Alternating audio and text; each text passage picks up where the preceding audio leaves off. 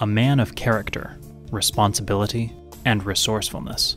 Become that man and join us on the journey towards manhood, finding a better person within. Embrace Growth is offering the Honor, Integrity, and Mastery Workshop in Toronto, Yerevan, and Los Angeles.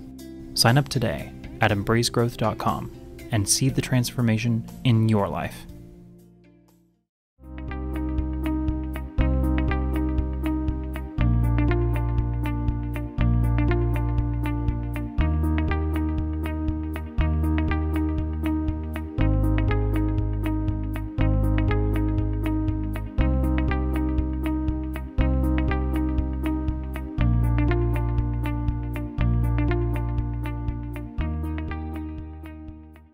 Good evening. Welcome to Love Talk. I'm Gregory Morgan, and it's good to be back with you here again. Thank you for watching. I want to talk to you a little bit about what is the Honor, Integrity, and Mastery Workshop. Not so much because I would love for the men in your life, for all men, both married, single, and divorced, or wishing they were divorced.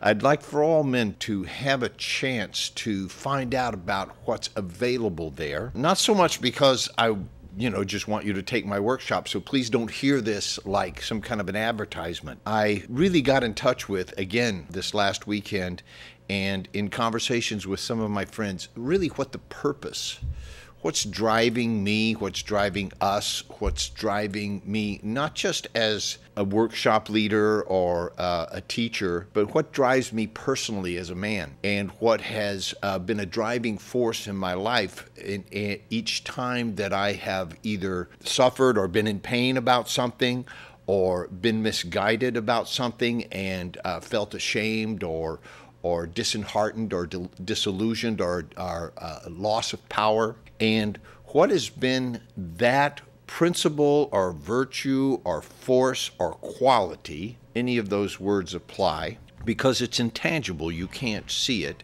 What is that thing, that unseen force or drive that has had me be able to recover and recuperate each time and time again, through trials and losses and failures and corrections and continuing on the path of life, which, by the way, is a pretty good description of the process of mastery. When we use the word mastering, any word that has an ing at the end, ing, implies a process, something that is not a thing, but a process. So we speak of it as if it's a thing, but in fact it is a process of things. And what is the process of that we call mastering? When we say we're mastering something, what is that?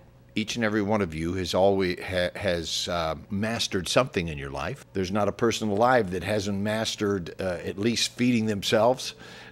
Well, maybe there's people who need to be fed, but you've mastered feeding yourself. You've mastered dressing yourself. You've mastered brushing your teeth. You've mastered driving. You've mastered cooking for some of you. Some of you have gone on to master other disciplines in your life, such as dance or martial arts or piano or painting or you name it, right? Anything that you've done 10,000 times, you're a master of, unless you're a complete idiot and you've done it 10,000 times the wrong way because you're stubborn and it still doesn't work. Then you're a master idiot. But we're not talking about that. Mastery is a process of trying something, doing your best at something, applying with your intention to do well at something, which is applying your intention to do well is different than trying, okay? There's no trying, and I'm not even going to address trying. Trying is an illusion. There's no such thing as trying. You're either doing your best right now, and you may fail at it. Your best may not be good enough, let's face it. The first time you ever drove a car, you weren't good at it, and you failed. You maybe ran into the curb or jerked the car back and forth or stalled the motor. You were not good at it. You failed. Then you corrected and you continued. And then you probably failed some more and you corrected and you continued. And you failed some more and you corrected and you continued until you got pretty good at it. If driving a car is not your thing, apply this to anything that's in your life that you've done at least 10,000 times. You're a master at it. You can do it with your eyes closed. You can do it in the morning, in the night, in the dark, in the light. You can do it when you're sleepy. You can do it when you're hungry. You can do it when it's raining. You can do it when you're upset. You know, you can do it in any condition, all times, in any circumstances. You can perform this thing that you've mastered. So mastery isn't just a question of practicing, because imperfect practice will give you mastering the imperfection. Mastery is practicing and correcting when you fail. What is it that drove me personally as a man? But the show's not about me, it's about men right now. It's about something that I want, a gift that I would like to deliver for men. And even it's not so much for the sake of men themselves, although they will be greatly benefited for what I want to give them. Who will be the greatest benefactors will be humanity itself. Who will be the greatest benefactors will be the women and the children that love these men, that need these men, admire and honor and respect and, you know, want to have these men in their lives, as opposed to rejecting, disrespecting, not wanting those men in your life, having any room for their humanity. When I broke it all down, it's easy for us to theorize, to create theories, and theories are great, but just like every art, there's two parts. There's the theory, and then there's the practice. And the theory and the practice give the reality. Okay, when you go to become a doctor, for example, you learn the theory of medicine, you learn the theory of various parts and healings, but it's not until you put those things into practice and you practice them, you know, in your internship or whatever, and then you eventually open what is called a practice, right? You have a medical practice, they call it. They don't just say you have a business, you have a medical practice, or you have a psychology practice, or whatever it is that you're practicing, right? A dental practice. You're practicing, and practicing is about making mistakes and correcting and moving forward in a more refined, sophisticated, often more simple and purified way. In the workshops that we teach for men called Honor, Integrity, and Mastery, part of mastery, what's the mastery part? The mastery part is mastering the distinctions of honor and integrity. Most people, if you ask them what is honor and what is integrity, I can tell you from my experience, if you ask 100 different people, though, you'll get about 100 different answers. In fact, we've done experiments in our workshops where we'll put out like 5 or 6 words, and then each person will write down 5 or 6 words of their own on a piece of paper, and then they'll go around and they'll ask 5 different people, what does this word mean? And they'll write down the answer. And so they'll come back and they'll have like 25 answers. Each person, very few words will people agree on and give you exactly the same interpretation of that word. So the words honor and integrity are highly misused, highly misunderstood, and missing in the culture, missing in our lives, and I believe that the entire world suffers from a lack of basic understanding of honor and integrity. So I know I've talked about it from various points of view on this show. It would seem that from first glance, the idea of approaching honor, let's just take that word for example, would be that, oh, there's something that we all understand what it is, we all agree on what it is, we know when it's there and we know when it's not. While that may be partially true, a deeper investigation into what that is, what honor is, and what it is for you, well, it turns out that it's a very personal experience. There are certain things that we could pretty much culturally agree on as being honorable, but even then, that is questionable. I'll put forth a harsh example: honor killings. You know, there are cultures in which there are honor killings, where literally a family will kill a young woman, a daughter, a niece, or whatever, in their family because she has broken some code of honor, or it is perceived that she has. It doesn't even need to be proven. In an attempt to restore honor, or some version or brand of honor, into the family name, to reestablish honor for who? You can see just from that one example that now the men, and probably the women too, I don't know, in that culture, in that society. In their world, they're doing the honorable thing. In their world, that's what's honorable to them. That's their definition of honor. I bring up this harsh definition of honor. There were times in history when the honorable thing, if somebody insulted you or your wife, was to take dueling pistols and to go out at dawn and to walk 10 paces and turn and shoot the other guy. Or swords, to face off with swords, and it wasn't over until one of them was on the ground dying. That would be the honorable thing to do. A lot of things have been done in the name of honor. So honor exists as a conversation, and it's a very personal conversation. I would say it is one's conversation with one's self, and by that I mean one's higher self, one's more noble self, one's self which sees itself as a part of the whole of humanity, that has the interest of the well-being of others at heart. So I'm going to keep exploring this idea of honor, because honor existed throughout time, and in different time periods had different meanings. Just like I pointed out with the dueling swords and pistols. Nobody does that anymore, and I doubt if anybody would consider it the honorable thing to do. There may be some, but there are times when I wish that it was still going on. I'm sure you've probably had moments in your life where maybe you wish you could go out at dawn with dueling pistols and address the issue. But it is no longer legal, and so it's no longer done as well. So the honorable thing to do has changed throughout time.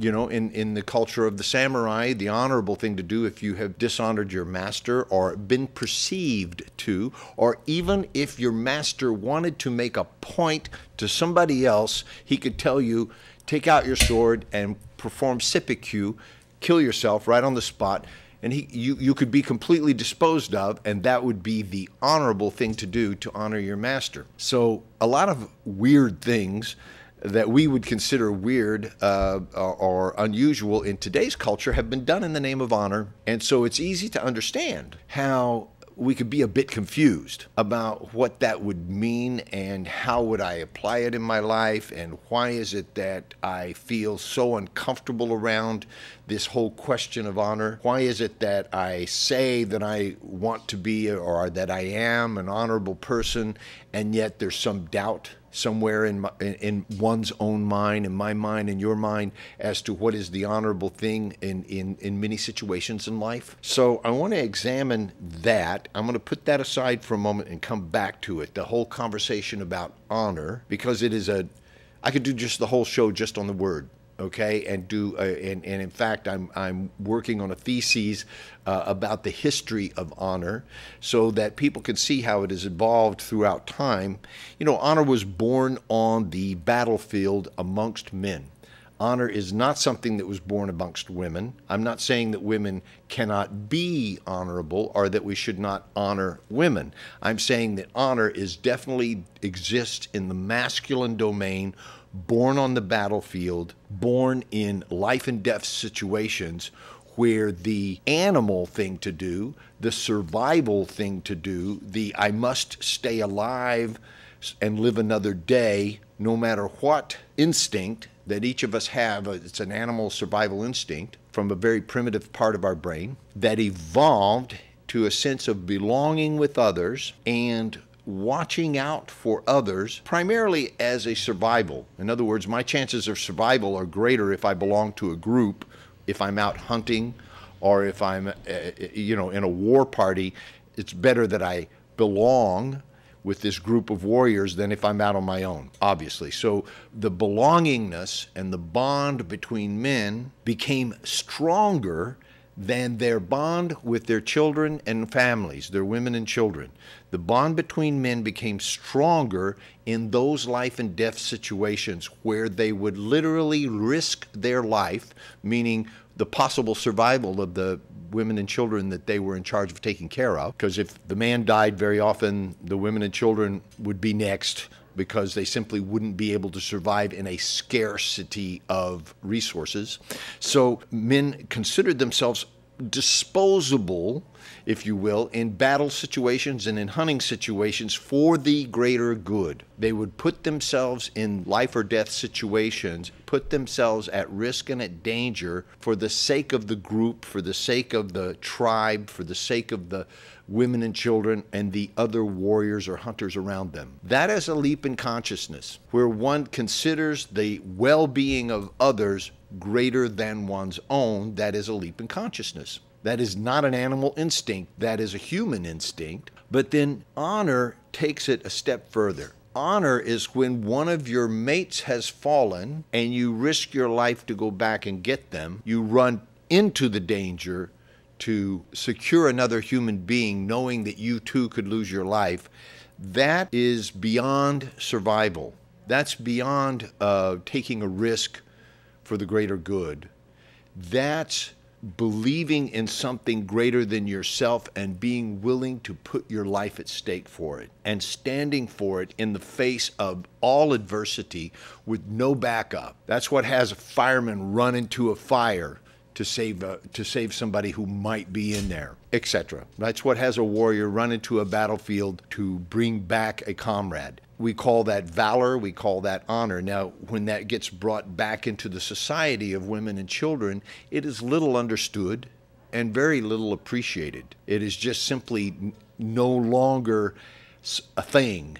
You know, it's no longer valued in a polite society of women and children. Oh yeah, they may pin a medal on you, and they may give you the Medal of Valor or the Medal of Honor as a ceremonial recognition of some great thing that you did. However, that fades into the background very quickly when it comes down to, you know, who's going to pick up the groceries and who's going to change the diapers and who's going to pick up the car and who's going to go to work and bring money home and who's going to clean up the house. All of that sort of fades into the background, as you well know. Then where does honor live? The idea of distinguishing honor for oneself, what is honor for you, is a very important step.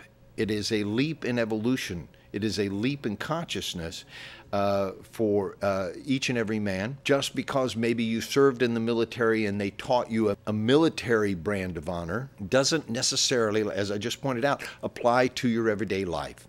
So what is honor in your everyday life? What is honor in keeping your bank account correct? What is honor in your everyday real estate dealings or whatever it is that you do? What is honor when it comes to somebody abusing somebody else and you're there? You know, what's the honorable thing to do? What's honorable when you know that somebody is cheating on somebody else and that person is your friend? You know, what's the honorable thing to do? You have to decide. It's a very personal thing. You have to decide what is right for you as a human being. And so in the Honor, Integrity, and Mastery workshops, we're not trying to teach men how to be. We uncover the layers, if you will, of conditioning that have been piled on top of the honor that is already genetically inborn within that man. Each and every one of you have inborn within you a hero, a warrior, a sage, a poet, a father or protective figure, a supporter and a lover of society, of women and children. You have that genetically within you. You have it within you, not just on a genetic level, but spiritually, emotionally, mentally. That is within you, and it has come as part of the program. Just like when you buy a computer, there's certain programs in there. This is an installed program that comes with your DNA. What I just said was a general statement, and I know that there are those of you who are psychologists and psychiatrists who could say, yes, well, what about the sociopaths and so forth? There are human beings who have damaged or malfunctioning genes, we could say, in which they actually cannot sense or feel some of the same things that you and I do. And so I'm not talking about the exceptions. I'm talking about the broad general rule, and certainly anybody that's watching this show. If you've watched this long, you know, I've been talking about honor for about 20 minutes now, 30 minutes. So if you've watched for that long about a guy talking about honor, then you're not one of those people, so you don't have to worry about it. I'm talking to you. Honor has been born in you, and so in these workshops, I don't have to teach people honor. It's already there. Much more than I could ever say about it is already encoded within your own inner knowing, and it is an inner knowing that surpasses logic. It surpasses learning. It is already known and can be experienced directly. And so there's really nothing I can say about it that would be as rich and deep and real as helping you to experience it personally and directly, and then even you won't be able to have the right words for it. It's a personal experience of one's own sense of honor, and it has always been there like a quiet voice anyhow, and in some of you it's louder, and some of you it's almost non-existent. You know, you've suppressed the voice of honor for so long that you couldn't hear it if, we put it on loudspeaker, usually through drugs and alcohol and sex and gambling or whatever else you're addicted to.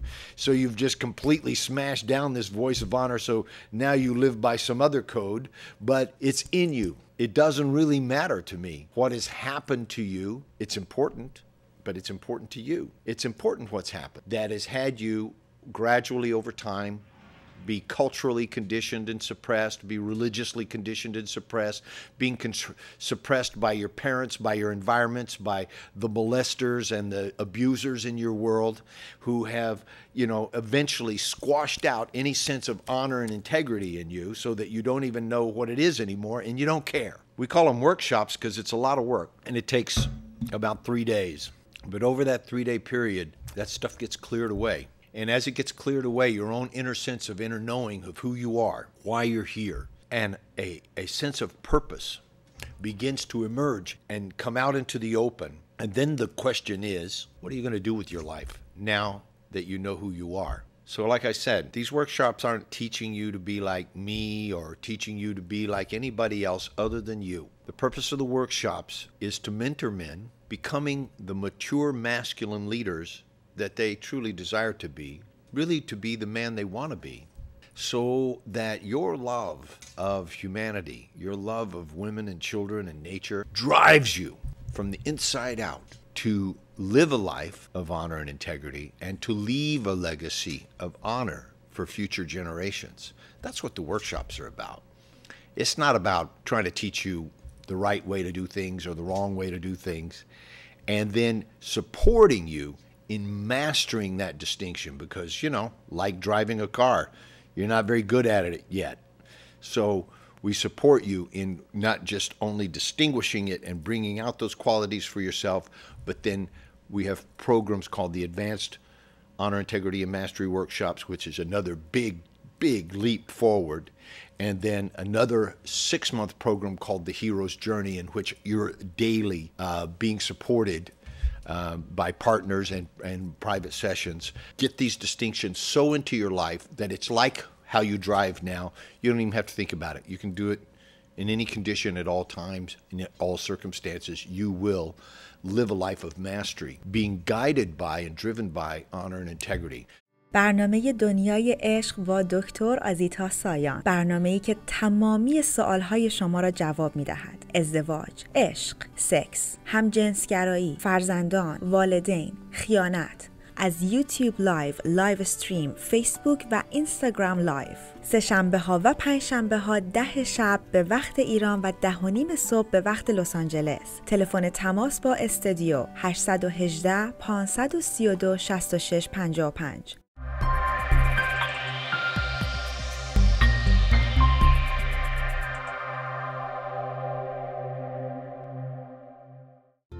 Embrace Growth has a new home online where you can easily register for workshops and events, order from the online store, and be part of the worldwide community of Embrace Growth graduates. You'll be able to see Dr. Rosita Sayan and Mr. Gregory Morgan in your favorite seminars.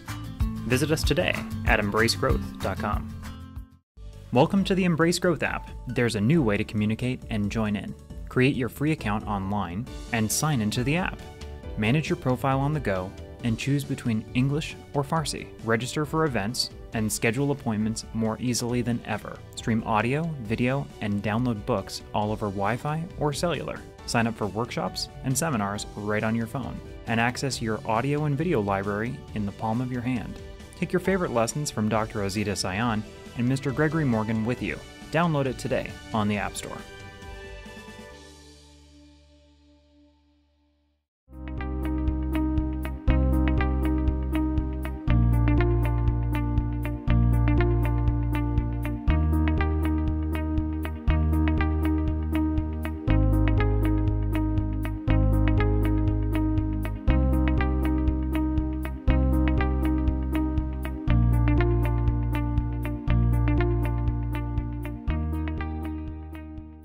I'm talking about honor and integrity and mastery today, and I've been distinguishing the history and development of honor over the centuries and how it has been applied both correctly and incorrectly, and how it has evolved from what we would consider barbaric today into a sort of smoky gray area that needs to be distinguished.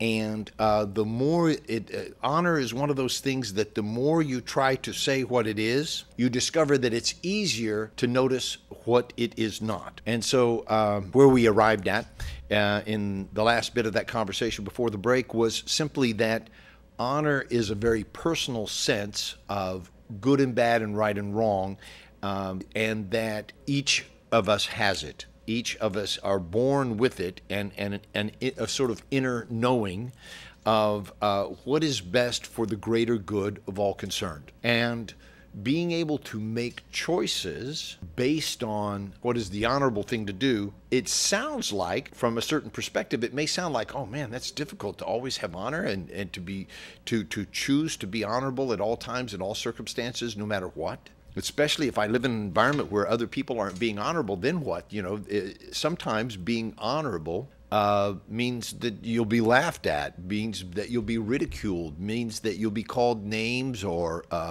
made fun of by those who have chosen to live dishonorably. You could even get in trouble for living honorably.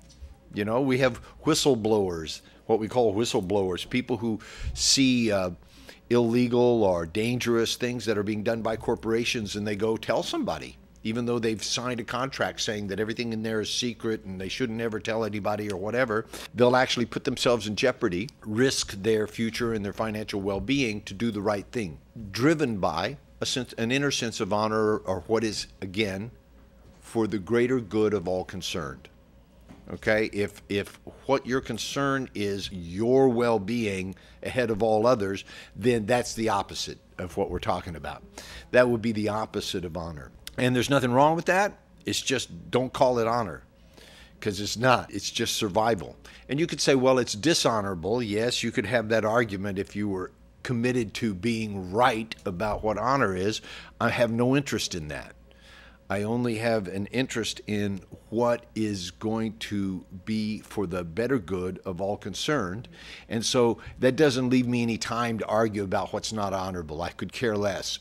I know what is honorable. And so that's what I'm saying. Once you discover what honor is, and you begin to live it in your life and master those distinctions, then there's just that, and it becomes very apparent everything that is not that. And you simply don't concern yourself with it unless it tries to attack you, or unless there's something that impinges upon your space. Then you may find yourself having to deal with it honorably and forthrightly. Okay, one of the martial arts that I studied for many years, and I really studied it out of necessity, and I've discussed this before on the show, so I'm not going to cover it a lot, was Aikido. And I began Aikido not to learn how to fight, but because I was a very good fighter, and I always ended up hurting people, and then I felt very badly about it afterwards because they'd get hurt a lot. I wanted to learn how to deal with situations without having to get into some kind of a violent interaction, and I guess what I didn't know at the time was that I was literally, who I was being was attracting that kind of an energy towards me. So it's not that I ever went out looking for a fight, because I never did, but I somehow or another, wherever I was, there was somebody being a jerk that needed to be corrected. And I felt that it was my place to do that. I don't know if any of you have ever felt that when you're young and full of energy, that it's kind of like, well, if nobody's going to deal with this, I will. And so I just sort of elected myself as the sheriff wherever I went. And if I saw somebody getting out of hand, I would feel compelled to straighten them out. Somehow or another, there was always one. After I began to study and practice Aikido, one of the things that I learned was that it's very, very easy to hurt someone, but not necessarily honorable. Even if they're being out of line or being a jerk, what would be more honorable would be to have an interaction in such a way that they were able to see a better way of being. What if I could not allow anyone to hurt me or others, but at the same time offer them a way to behave or interact differently that would be a better way, a more progressive way. So in many ways, it was the hardest thing that I've ever done, and it still is, to not get into a violent or volatile interaction with someone when that may be something you're very good at, and to instead humbly ask them to take a look at another way of being and to teach them so that you can actually help society rather than just try to deal with that one situation or that one person. And so I started learning that there was a more honorable way of dealing with conflict, and that leads me to integrity, because it takes a great deal of integrity to be able to do that in the heat of the moment. So integrity is only any good when you don't feel like having it. Does that make sense? Integrity is useless. The only time it's any good, the only time it's useful, is when you don't feel like having integrity and then you have it anyhow. If everybody just had integrity all the time, there would be no integrity. There would just always be integrity. So there would just be, that's how it would be, you see. But it's only when the lack of integrity shows up in your space, in your world, right in front of you, and you have to deal with it, and you don't feel like it, and you don't want to, and the easy thing to do would be to have no integrity, like everybody else, so that you could just sort of blend with society, blend with the trend and the way things were going, and maybe nobody will notice that you didn't have integrity in that moment. Here's the problem. If you're living an honorable life and you've chosen honor as your guide, then it will require having integrity whenever you don't feel like being honorable. If you felt like being honorable all the time and there were no dishonorable situations that ever called forth something dishonorable or out of integrity in you, then it wouldn't be a problem and you wouldn't even need to talk about this. It would just be the way it is. I can imagine that there were times in history when there were people who actually lived this way, but I don't know.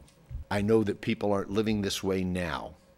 I know that the call of society, the call of culture, the pop culture, any level of culture that you want to speak about is not calling forth the highest, most dignified and noble responses out of human beings. It's not in the music, it's not in the poetry, it's not in the artwork, it's just not there.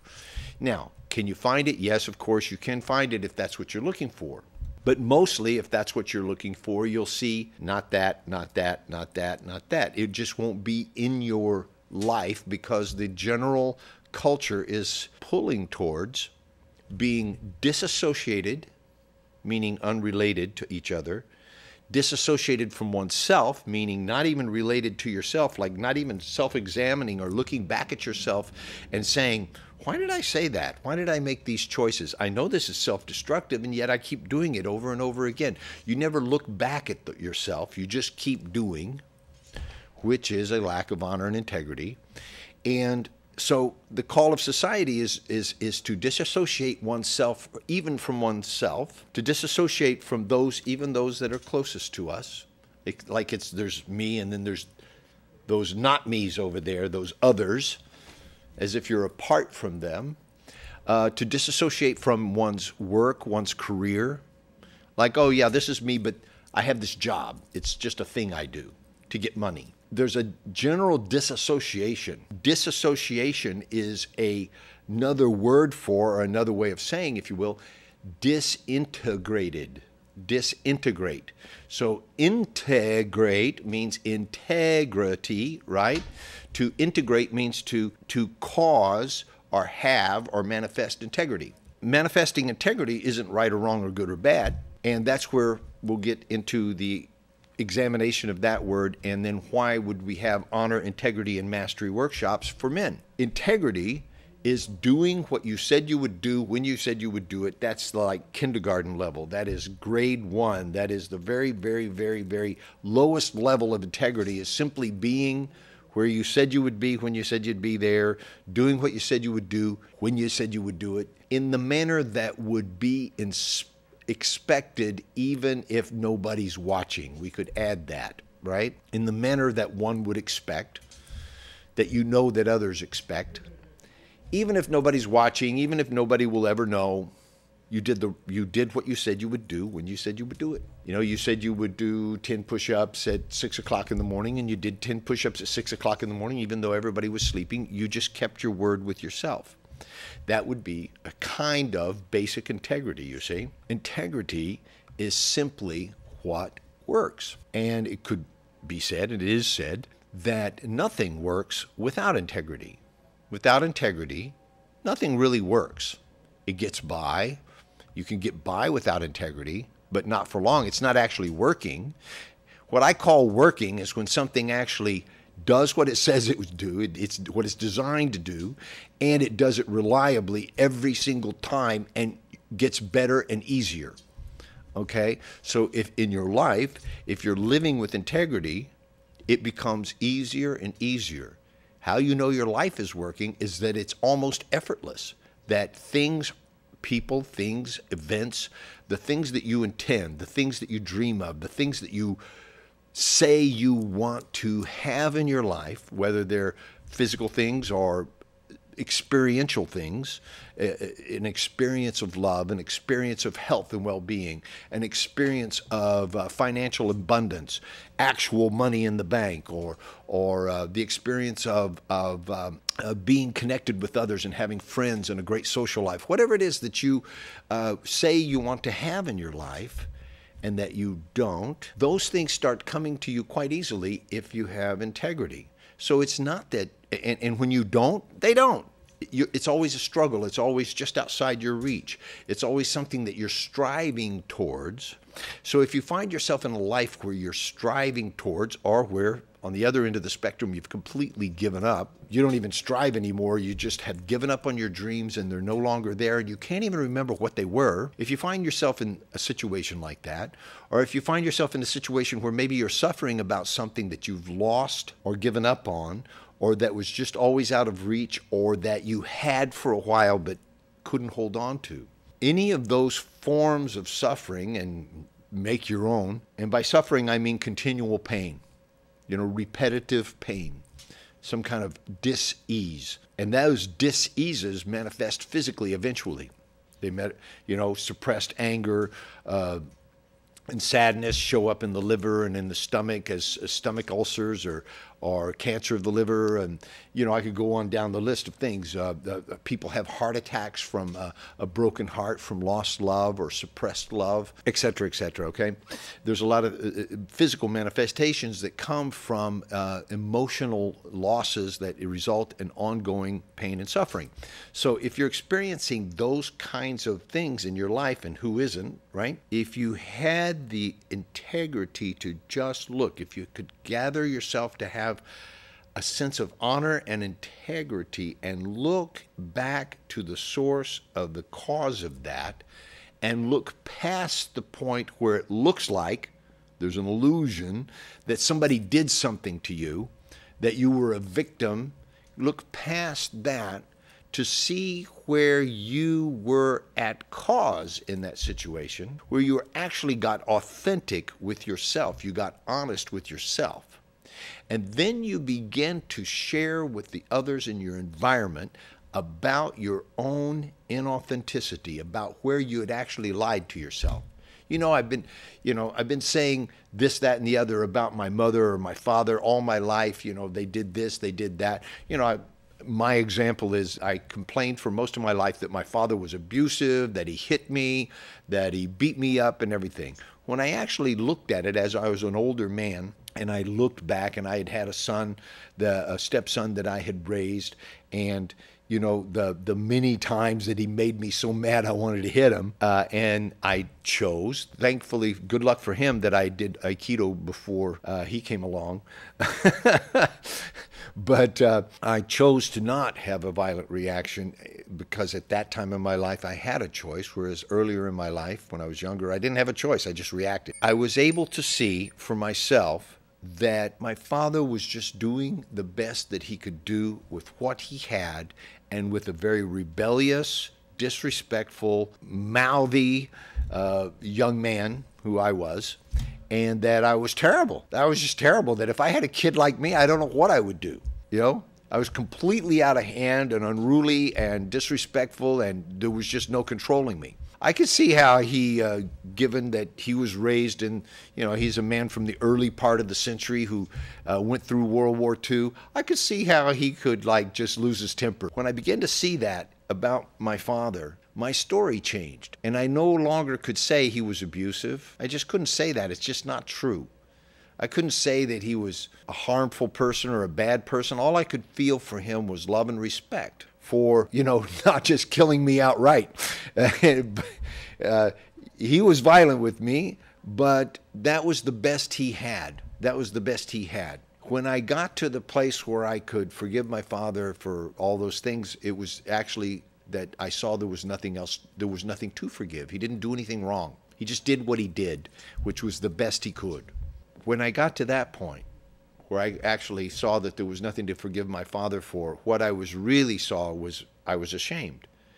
And I asked my father to forgive me for all those terrible stories that I told about him, all of those times that I told all of those people about what an awful man he was, and how he was violent and abusive, and how he really hurt me, and how he was crazy, and all the bad things that I said about my father that disempowered him in other people's eyes, that made me look like a victim and poor me, and made him look like the villain. I asked my father to forgive me for that. What opened up for me in those moments was the space of honoring my father and seeing the honor that he had for me. In fact, all of those times that he was upset with me, that he was violent with me, what he was standing for was having an honorable young man and teaching me honor no matter what. And he taught me honor in the manner that he had been taught by, you know, the drill sergeants in the Army in the World War II, and his own father, who was a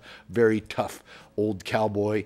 And that's all he knew. That's what he thought was the way to teach a boy. So he did the best he could, and he honored me in that moment and allowed me to honor him. And in doing so, I was able to transform my idea about what is right and wrong and good and bad. And I wanted to be able to share that with you, not because it's my story and it's important about me, because I'm just another guy that I have now discovered that there are thousands and thousands, millions of men who have suffered at the hands of their fathers or other men in their lifetime. And so rather than bonding with other men, rather than having a society in which we honor each other and respect each other as men, we've become disassociated, and each man is alone in his own little world and looking towards mostly women, their mothers, their wives, or something, or other women that they're not married to, but looking mostly towards women for some kind of acceptance and understanding and some kind of validation, and seeking to prove themselves as men to the women, seeking validation from women for their masculinity, their manhood. And I'm here to tell you, from my experience of working with hundreds, thousands of men, and from my own personal experience, that only men can validate manhood between themselves. Only men can say what is truly an honorable man amongst themselves. Sorry, ladies, but this is not a domain in which you could interfere. It is only something for, not only, it is something for you to admire and appreciate. It's something for you to respect. It is something for you to encourage. It is something for you to benefit from. And that is the main thing I want to say here, is that when men get together in a circle of honor, when men circle up or get together in a name of honor and integrity, there is a wisdom there that surpasses the ages. There is a goodness there. There is a kindness there. There is an overwhelming generosity. And, you know, you could call it love, and I will call it love, but when it's expressed, when men express their love, it's an honoring. It's a lifting up and acknowledging the noblesse of another man, of men in general, of humanity, and the natural outcome of that, the natural outcome of men bonding together and honoring each other is, on the one hand, firstly, that they want to hold each other accountable. They're asking the others, hold me accountable, help me to stay in this space. Never let me betray you or myself again. That's just naturally there, and that requires integrity. That requires being held accountable, and that requires calling somebody out if they are getting out of honor and bringing them back into honor, helping them get back into honor. So that's integrity amongst men, and the natural outcome of that is a love of humanity, is a love for the species. And that love pours over into its expression of protection and wanting to provide whatever is wanted and needed for women and children in society. That's just naturally there. It's a natural expression of masculine identity to want to protect and provide for society, not just their society, but all of it. You know, as you begin to expand in your spiritual awareness, as you begin to expand in your heart, you're not just concerned about your brother anymore, or your sister, or your father, or your brother, or your cousins. Your concern expands out to touch all of humanity. And so it's a natural self-expression, expression of one's self, an honoring of oneself, to want other men to have the same experience that you've had, you see, and to want to share, even though it's beyond words, even though what you're experiencing is coming from your inside out, and it's like a spiritual awakening, it's like a heart awakening, it's difficult to express to somebody who hasn't been there. It's difficult to articulate. It's difficult to tell people about it. But it's like you're lit up. You know, something lights up like a Christmas tree, and you go from being just an ordinary man trying to survive and get by in the world and carrying around some deep grief that men tend to all have. Most of the men that I've met have a very deep well of something that is just, they're terribly sad about. They're grieving over something. I'm going to tell you what I think it is from my experience. It's the grief of knowing that your life has missed the point. It's the grief, the unconscious knowing that there is a greatness in you that will never be realized. There is a possibility in you that you have been given, a strength, a wisdom, a power, a love that no one will ever know and you will never fully experience. And that you have a gift that's unique that only you can carry, only you can deliver to the world, to the universe, and that the world will be poorer if you do not deliver it. The world will never have this magnificent gift that's your life, and men are terribly, terribly sad about that. There's a profound grief about that. There's everlasting doubt that no matter what you accomplish, no matter how much money you make, no matter how many women you sleep with, no matter how many diplomas you get or great accomplishments or things you build or acknowledgments that you receive or awards, no matter what comes across the bridge at you as something that is an acknowledgement, it will never touch the possibility that you are as a man as long as you carry within you this doubt. Am I man enough? Am I big enough? Am I smart enough? Am I rich enough? Am I strong enough? Am I fast enough? Am I young enough? You know, these doubts haunt men, and then they'll never admit it, not outright, at least not to the ladies or the children, because that would be to show their weakness, their perceived weakness. It's not really a weakness, because that doubt comes from their greatness. That shadow comes from the light that there are. Without light, there would be no shadow. And so there is a greatness within us that when it is unrealized, it hurts. It feels like a pain that's pushing you, that feels like a pain that's pushing from the inside out. Most of the time when men are drinking too much, smoking too much, doing whatever, eating too much, it's so that they don't have to feel something that they deeply already know, and that is that they're not enough. Now, when I say that, hear me rightly. I don't mean that they are not enough, like the truth. They think they're not enough. They believe they're not enough. So they keep compensating for it. That's why they got to have a faster car or more money or whatever else that that competitive thing that we have. Men are always competing, right? Their highest priority seems to be competing. You know, who's stronger, faster, smarter, richer, taller, bigger, whatever, right? So there's this competition that can drive the world to war, and that's all about this inner doubt, this inner knowing that their greatness will never be manifest. Now, knowing that, if you knew that, and you knew that there was a way to help men reach that in themselves and to bring it forth and to do it in the presence of other men so that they're not alone when it happens, and that they can see that other men have the same doubts and the same thing. It's kind of like the big joke. It's like the emperor's new clothes. It's the illusion that you are alone in the things that have hurt you and suppressed you and made you feel like you're not man enough, and you think you're the only one and that nobody else knows and that you're fooling everybody. You are agreeing to be fooled by them. In other words, you start playing this game early in life. I won't tell you what I really see about you, but don't you ever tell me what you see about me either.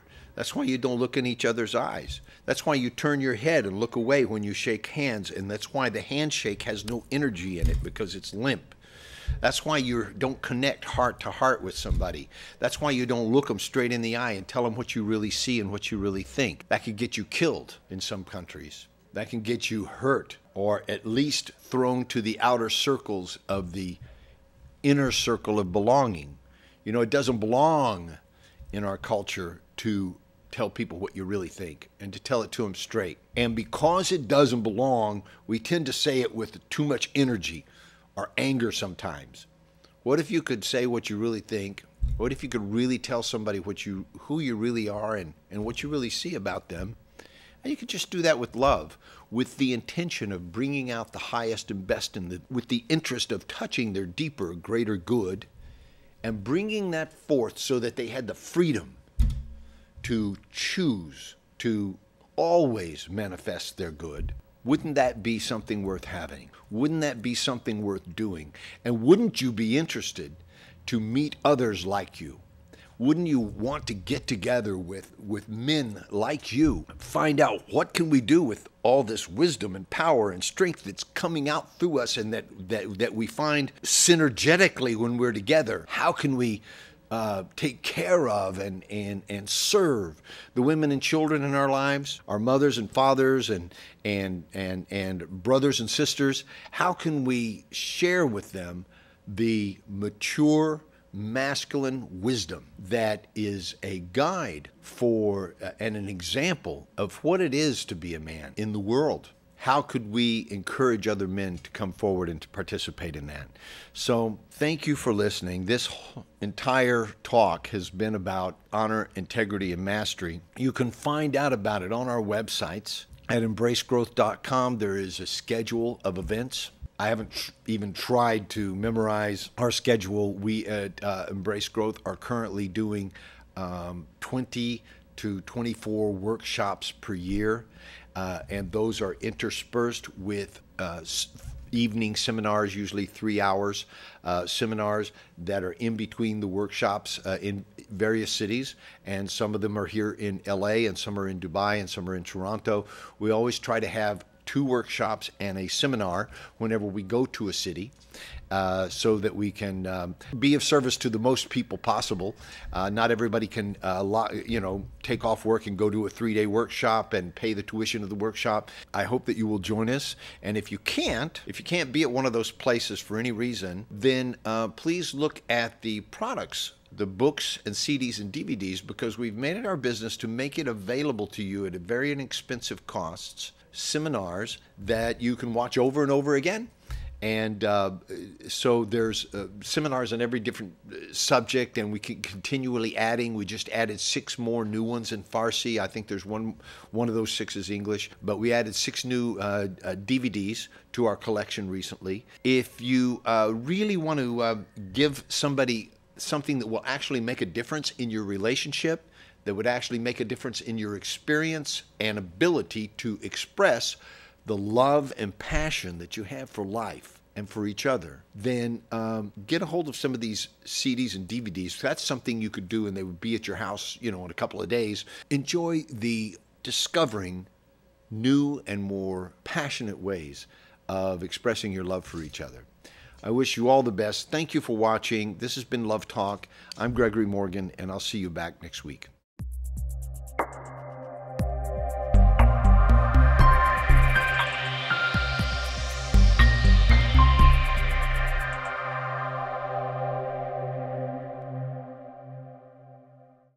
A man of character, responsibility, and resourcefulness. Become that man and join us on the journey towards manhood, finding a better person within. Embrace Growth is offering the Honor, Integrity, and Mastery Workshop in Toronto, Yerevan, and Los Angeles. Sign up today at embracegrowth.com and see the transformation in your life. The Embrace Growth app is finally here. You start by signing in just as you would online, and from there, you'll see all of your account settings. Once in the app, you'll have access to events and all of Embrace Growth's original content. Registering for workshops and seminars is easier than ever, and tools for managing your profile and options are built right in. Schedule private sessions and connect with the global Embrace Growth community. Download it today on the App Store.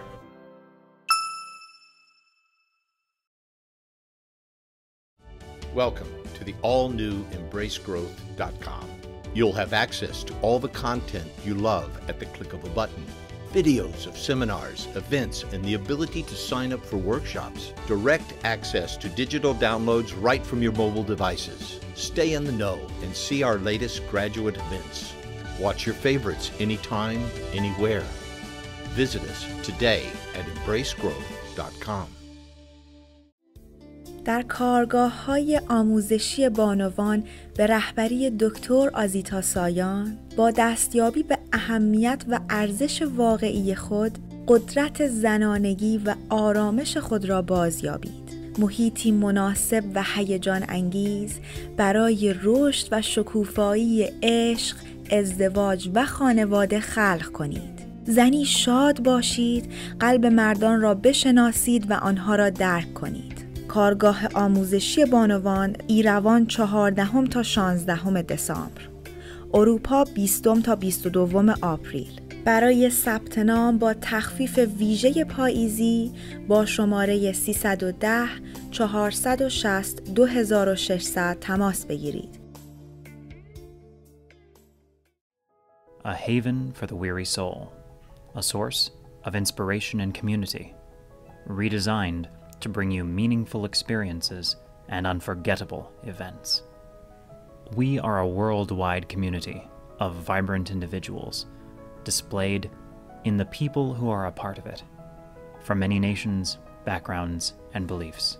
Through powerful outreach programs, the struggles of everyday life are confronted and conquered, transforming those who participate into the best versions of themselves. One-on-one sessions are available to keep you headed in the right direction, coupled with the best resources to remind you how to live, whether at home or elsewhere. Programs designed for men, providing the building blocks of maturity, commitment, integrity, and leadership, paving the way for productive and fulfilling manhood. Beyond an understanding of masculine leadership, is its application in daily life and development into something truly unique. Exclusive training for women, encouraging growth and empowerment through an acceptance of their true identities, redefining interactions, and changing the viewpoint through which life is seen. Embracing the woman within and accessing facets of your personality hidden beneath the surface. Showing our youth the value of integrity and reliability by creating an indwelling desire to succeed with honor, basing the future on a solid foundation of ideals that will guide them through life, leading by example, and showing others how to clearly convey their thoughts in a compelling way, creating a culture of mature leaders who can help others achieve self-confidence and their goals. Real people and real lives are changed for the better. With every event, more are touched and come to an understanding of their place in this world and their community. Embrace Growth is run by a passionate team and led by the diligence and inspiration of Dr. Azita Sayan and Mr. Gregory Morgan, who consistently teach life lessons based on what works, rather than the passing fads of the times.